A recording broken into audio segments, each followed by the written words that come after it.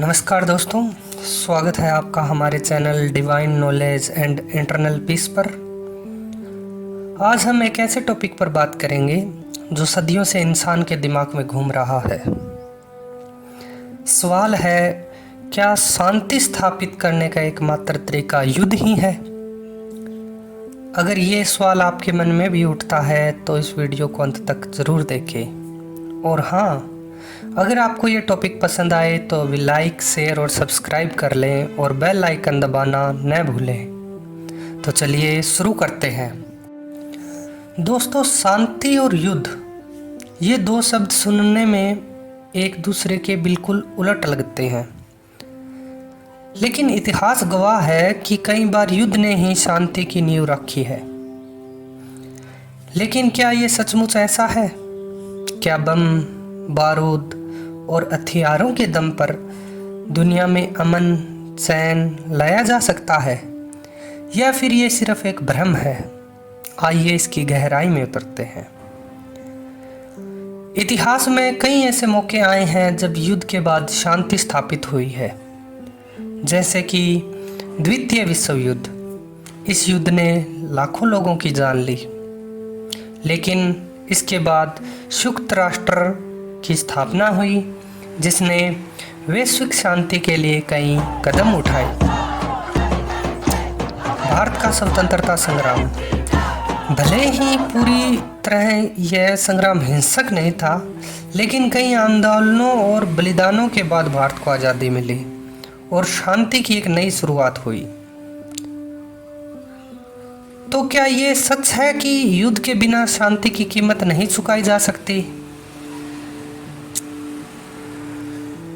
इसके लिए तो हमें युद्ध का दूसरा पहलू तो देखना ही होगा।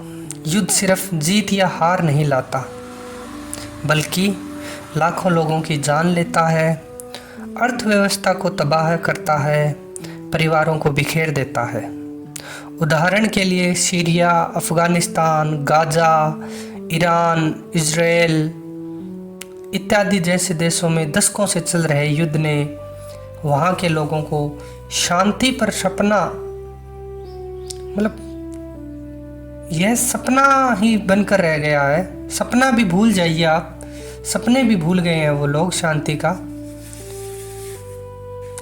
तो क्या सचमुच युद्ध शांति का रास्ता है, या सिर्फ और सिर्फ अराजकता लाता है? दोस्तों, सवाल ये है कि क्या युद्ध के अलावा शांति का कोई और रास्ता है या नहीं है? क्या युद्ध के बिना शांति संभव है? तो मैं कहूँगा दोस्तों, बिल्कुल है। पहला है संवाद और कूटनीति। जैसा कि भारत और पाकिस्तान के बीच कई बार तनाव करने के लिए बातचीत हुई है। गलवान घाटी के बाद, डोकलाम के बाद चीन के साथ वार्ता हुई है। अहिंसा का रास्ता, महात्मा गांधी ने सत्याग्रह और अहिंसा से पूरी दुनिया को दिखाया कि बिना खून बहाए भी आज़ादी और शांति हासिल की जा सकती है।